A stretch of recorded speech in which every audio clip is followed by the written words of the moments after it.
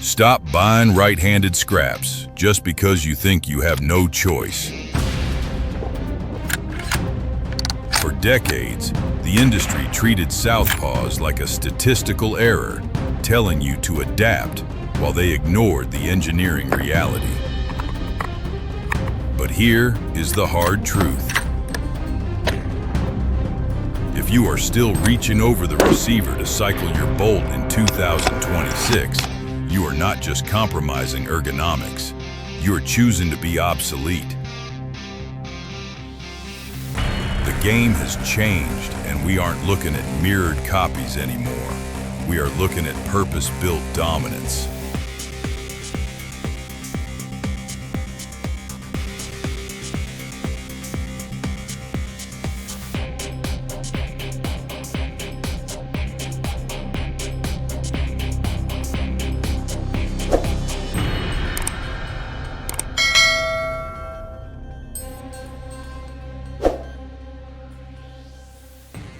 Look, if you are tired of plastic stocks that feel like hollow toys but you refuse to mortgage your house for a custom rig, we are starting here.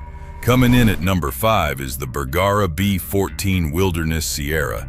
This rifle is trying to bridge the gap between a classic hunting sporter and a modern precision chassis. Honestly, it mostly succeeds. You get a stock with a specialized soft touch coating that feels grippy even when your hands are covered in freezing rain. It does not feel cheap. Under the hood, this action is basically a perfected clone of the Remington 700. It features a coned bolt nose and a sliding plate extractor, which ensures your cartridge feeds straight and ejects positively every single time. That sliding plate is critical because it prevents the dreaded stuck case scenario that plagues older push-feed designs. I saw a guy at the range last week trying to clear a jammed shell from his old deer rifle while a Bergara shooter next to him was cycling rounds like a machine. But here is the deal breaker, and it is a serious one. We have seen reports of uneven bolt lug contact on these new left-handed models. Basically, only one locking lug is actually hitting the receiver, which kills your accuracy potential. If you get a good one, it is a tack driver. If you get a bad one, it is a headache. The street price hovers around $1,000, which is fair, but you are gambling on quality control. This is a solid entry, but wait until you see the monster at number 1 that makes this look like a child's toy. Stepping up the game to number 4, we have the Savage AccuFit V2.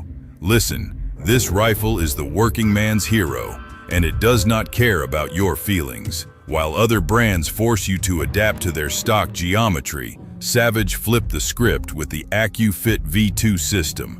Here is the genius part. It features a quick-set dial that lets you adjust the comb height and length of pull instantly without tools. You can lengthen the stock for a summer range session in a t-shirt and shorten it in seconds when you are wearing a heavy parka in a November tree stand. That is practical engineering. Under the hood, it uses a floating bolt head that acts like a gimbal, self-centering in the receiver to ensure perfect lockup even if the machining isn't perfect. It forgives errors that would cripple other rifles. I saw a guy at the range zeroing one of these in less than 3 shots, while the guy next to him with a custom rig was still chasing paper. But let's be real, there is a cost. The bolt lift is still gritty. Despite the new vertical cut receiver designed to reduce friction, cycling this action feels like dragging a shovel through gravel compared to the smooth glass of a Tikka. It is rough, it is ugly, and the barrel nut looks like a plumbing fixture. Sound off below if you trust this rig to put meat on the table, or if you think it is just a cheap tool. Entering the elite tier, we have the Tikka T3 X Series. Look, if you are obsessed with mechanical perfection, this is where the conversation changes. While American actions often feel like you are dragging a shovel through gravel, the Tikka bolt glides on ball bearings. It is so smooth that you might check the chamber twice just to make sure you actually picked up a round. The Ace Game model is the real standout here. It features a modular chassis system with an interchangeable magwell, meaning you can finally ditch those expensive proprietary magazines and run standard AICS mags if you want. Under the hood, this rifle uses a cold hammer forged barrel manufactured in the same factory as Sako. This process induces compressive stress in the steel, creating a grain structure so dense that it resists heat drift better than almost anything in its class. I saw a guy at the range putting 5 rounds into a single ragged hole with a Superlite, while the guy next to him with a custom rig was still letting his barrel cool down. But here is the deal breaker, and it is annoying. The stock ergonomics on the lower tier models are trash. It feels hollow, lacks rigidity, and the 2-position rocker safety is nowhere near as intuitive as a Tang safety when you're wearing gloves. It works, but it feels like a toy compared to the machinery inside. This is a precision instrument, but wait until you see the absolute monster at number 1 that redefines what a hunting rifle can be. Closer to the crown, we have the Weatherby Mark V Backcountry 2.0 Ti. Honestly, if you are a high country alpinist where every single ounce matters, this is your absolute holy grail. Weighing in at a ridiculous 4.1 pounds, it feels like you are carrying a rimfire rifle, but it slings the 6.5 RPM downrange with total authority. Under the hood, the core of this weight savings comes from the high-strength titanium alloy receiver. Titanium gives you a strength-to-weight ratio that completely crushes standard steel, while being practically immune to corrosion from heavy mountain snow. A buddy of mine dragged one of these up a 3,000-foot ascent in Alaska last year, and shedding those extra pounds kept his legs under him for the final grueling stalk. The trigger uses a frictionless roller between the sear and the shoe, meaning it snaps like a frozen icicle every single time without any creeping drag. But here is the deal breaker, and it is basic physics. Because the barrel contour is pencil thin to save all that weight, it heats up incredibly fast. After 3 or 4 quick shots, that barrel gets hot and your tight groups will start wandering across the paper. For a hunting scenario where only the first shot truly matters, you're good to go. But it is an absolute nightmare for extended range sessions. To handle the magnum power in such a light frame, it uses a 3D printed recoil pad with a complex internal lattice structure. Instead of a solid chunk of rubber, this lattice collapses progressively, spreading the energy over a much longer duration.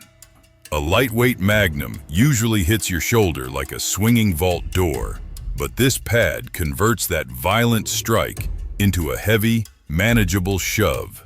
The damage to your wallet is massive, but for the extreme mountain hunter, it delivers exactly what it promises. Here is the monster at number 1. Finally, we arrive at the apex of the food chain, the Browning X-Bolt 2 left hand. Look, while the others specialize in one area, this rifle masters them all. It is the only platform that delivers a complete custom-grade system right out of the box, without forcing you to buy aftermarket parts. At its core, it features the revolutionary VariTech composite stock, which is a total game changer for ergonomics.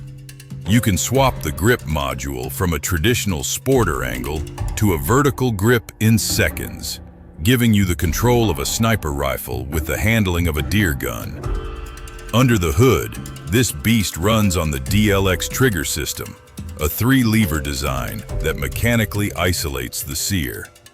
Most factory triggers just polish the metal and hope for the best. But this system changes the geometry entirely, creating a break that snaps like a dry glass rod with absolutely zero creep. I saw a guy at the range drop a mule deer at 400 yards with one of these, and he didn't even blink because the system is so intuitive. It also features a unique bolt unlock button right on the handle, allowing you to clear a live round from the chamber while the safety stays locked on safe. But here is the deal breaker, and it is frustrating. For some reason, Browning decided that left-handed shooters do not deserve the carbon fiber stock option yet.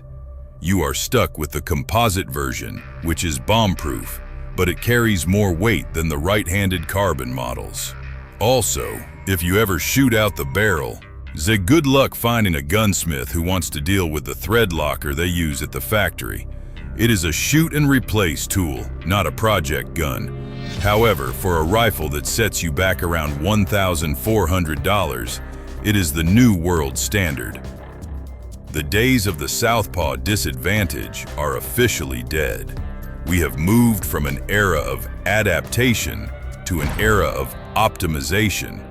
Whether you need the featherweight engineering of the Weatherby for a sheep hunt or the modular precision of the Tikka for a PRS match, the market has finally caught up to your needs. Stop settling for mirrored scraps and get the tool that fits your mission. Watch your six. I am out.